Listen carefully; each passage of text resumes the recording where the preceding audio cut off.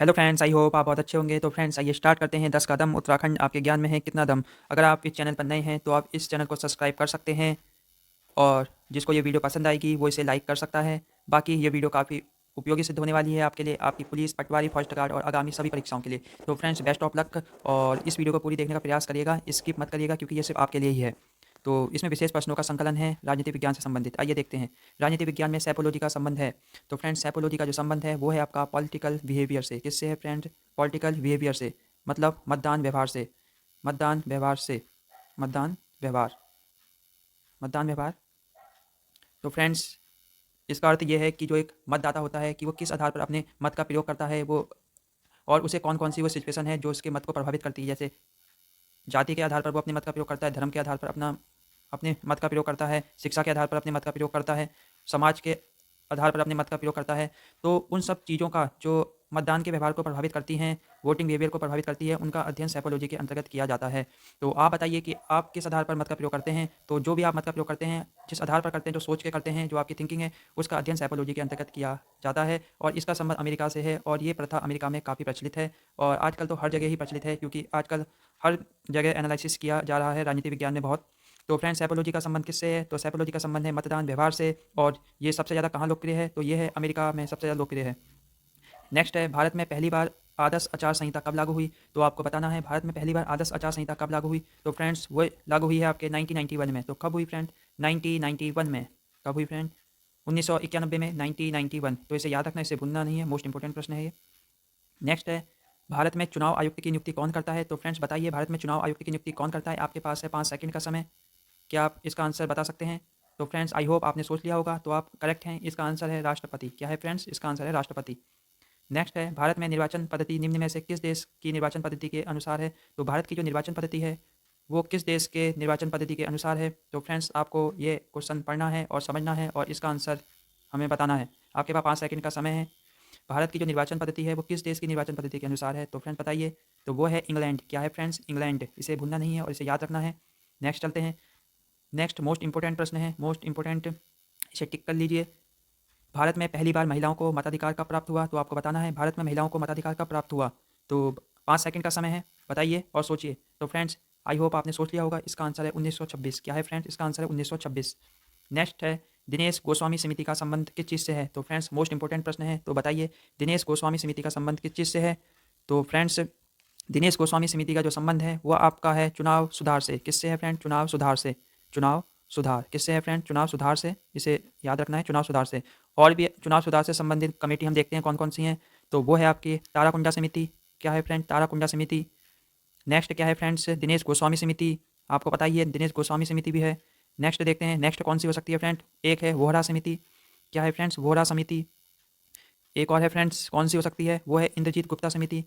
कौन सी है फ्रेंड? इंद्रजीत गुप्ता समिति। इंद्रजीत गुप्ता समिति। क्या है फ्रेंड? इंद्रजीत गुप्ता समिति।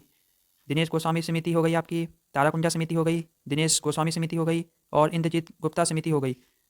और इसमें एक और इम्पोर्टेंट है, एम एन वैकेंट चलैया समिति। वैकेंट चलैया समिति, जिसे हम चलैया समिति भी कहते हैं। तो फ्रेंड्स इस प्रकार इन समितियों को याद रखने की कोशिश करनी है। तो कौन कौन सी बताई, तो एक बार और सुन लीजिए। ताराकुंडा समिति, दिनेश गोस्वामी समिति और इंद्रजीत गुप्ता समिति और वैकेंट चलैया समिति। तो ये सब आपके चुनाव सुधार से संबंधित हैं और काफ़ी इंपॉर्टेंट हैं। नेक्स्ट है ईवीएम का प्रयोग भारतीय चुनाव में कब प्रारंभ हुआ? तो बताइए फ्रेंड कब प्रारंभ हुआ। तो friends electronic voting machine EVM, तो इसका जो प्रयोग आपका भारतीय चुनाव में कब प्रारंभ हुआ? तो फ्रेंड्स वो हुआ 1998। कब हुआ फ्रेंड? 1998। अगर आपसे पूछेगा तो आइए इसके बारे में थोड़ा जानते हैं। 1989 में चुनावों में इलेक्ट्रॉनिक वोटिंग मशीन के इस्तेमाल की व्यवस्था की गई। अगर आपसे पूछेगा ईवीएम की व्यवस्था भारतीय चुनावों में कब की गई, तो आप कहेंगे 1989। कब कहेंगे फ्रेंड? 1989। तो 1989 में सर्वप्रथम ईवीएम के इस्तेमाल की व्यवस्था की गई भारतीय चुनावों में। बट अगर वो पूछेगा पहली बार ईवीएम का इस्तेमाल कब किया गया या ईवीएम का प्रयोग भारतीय चुनावों में कब प्रारंभ हुआ, तो आप कहेंगे 1998। अगर प्रयोग की बात होगी, प्रैक्टिकल की बात होगी, तो 1998। अगर व्यवस्था की बात होगी, कब व्यवस्था की गई, तो वो होगा आपका 1989। तो 1989 और 1998 में कंफ्यूज नहीं होना है। 1989 में व्यवस्था की गई है, लाई गई, और 1998 में इसका प्रथम बार प्रयोग हुआ। तो फ्रेंड्स आइए देखते हैं प्रयोग के तौर पर पहली बार ईवीएम का इस्तेमाल 1998 में कहाँ कहाँ हुआ। राजस्थान, मध्य प्रदेश, दिल्ली विधानसभा चुनाव में हुआ। राजस्थान, दिल्ली और मध्य प्रदेश के इलेक्शन में हुआ प्रथम बार प्रैक्टिकल रूप से। बट अगर आपसे पूछे कि पूर्ण रूप से ईवीएम का प्रयोग सर्वप्रथम कब हुआ और किस चुनाव में हुआ, तो पूर्ण रूप से जो ईवीएम का सर्वप्रथम प्रयोग है वो हुआ आपका 1999 में आपके गोवा विधानसभा में। कहाँ हुआ? गोवा विधानसभा के चुनाव में। गोवा विधानसभा के चुनाव में। तो फ्रेंड्स कहाँ हुआ ईवीएम का पूर्ण रूप से प्रयोग? 1999 गोवा विधानसभा के चुनाव में। तो फ्रेंड्स समझते हैं 1989 में क्या हुआ फ्रेंड? व्यवस्था की गई ईवीएम की, लाई गई यहाँ और उसकी व्यवस्था की गई ईवीएम की। उसके बाद 1998 में इसका प्रथम बार प्रैक्टिकल के तौर पर प्रयोग किया गया और प्रथम बार प्रायोगिक रूप से प्रयोग भारतीय चुनाव में प्रारंभ किया गया 1998 में। कहाँ कहाँ किया गया फ्रेंड्स? समझते हैं, दिल्ली, मध्य प्रदेश और आपका राजस्थान। उसके बाद नेक्स्ट पूर्ण रूप से कब किया गया? 1999। तो आपको ये 3 साल हैं, इसमें कन्फ्यूजन नहीं होना है। 1989, 1998 और 1999। तो इनको भूलना नहीं है और अपनी सारी कन्फ्यूजन यहाँ दूर कर लेनी है। ठीक है फ्रेंड्स। 1989 व्यवस्था की गई। 1998 में क्या किया गया? प्रथम बार प्रयोग के तौर पर इसका प्रयोग किया गया दिल्ली, मध्य प्रदेश और राजस्थान के इलेक्शन में। और पूर्ण रूप से कब किया गया? गोवा के चुनाव में 1999। तो फ्रेंड नोटा का विकल्प भारतीय चुनाव में कब हुआ? तो नोटा है वो आपके 2013 में आया। कब आया फ्रेंड? 2013 में, से याद रखना है। नेक्स्ट है लोकसभा चुनाव में एससी के लिए कितनी सीटें रिजर्व हैं? तो फ्रेंड्स एससी शेड्यूल कास्ट के लिए हैं 84 और शेड्यूल ट्राइब्स के लिए हैं आपकी 47। कितनी है फ्रेंड? एसटी के लिए 47 है, एससी के लिए 84 है। तो आइए अब हम देखते हैं कुछ आर्टिकल चुनाव से रिलेटेड, निर्वाचन आयोग से संबंधित थे। तो फ्रेंड्स आपको यहाँ ये बताना है कि चुनाव की जो डेट निकलती है उसकी घोषणा कौन करता है? तो आप कमेंट सेक्शन में बता सकते हैं चुनाव की डेट कौन घोषित करता है। आइए हम वो देखते हैं। तब तक निर्वाचन से संबंधित कुछ तथ्य। आर्टिकल 324 जो निर्वाचन से संबंधित आर्टिकल हैं वो 324 से स्टार्ट होते हैं और 329 तक हैं। तो 324 में क्या है? चुनाव कार्य के अधीक्षण निदेशक शक्ति चुनाव आयोग में निहित है। आपसे यूकेएसएससी पूछ सकता है चुनाव आयोग संबंधित है, तो आप कहेंगे 324। तो चुनाव आयोग किस आर्टिकल से संबंधित है? चुनाव आयोग संबंधित है आर्टिकल 324। किससे है फ्रेंड? आर्टिकल 324। इसे भूलना नहीं है, मोस्ट इंपॉर्टेंट है।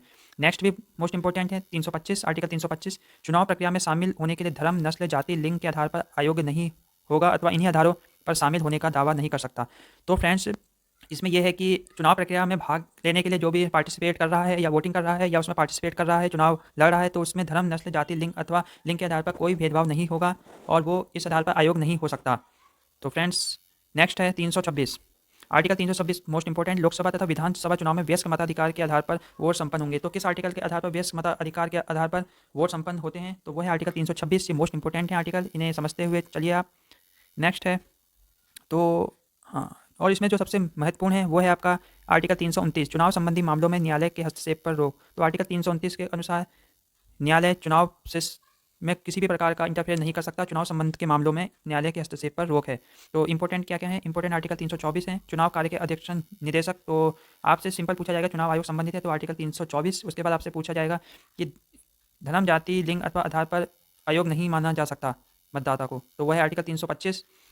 उसका 326 है कि लोकसभा तथा विधानसभा चुनाव में वयस्क मताधिकार, तो वयस्क मताधिकार का प्रयोग हम किस आधार पर कर सकते हैं?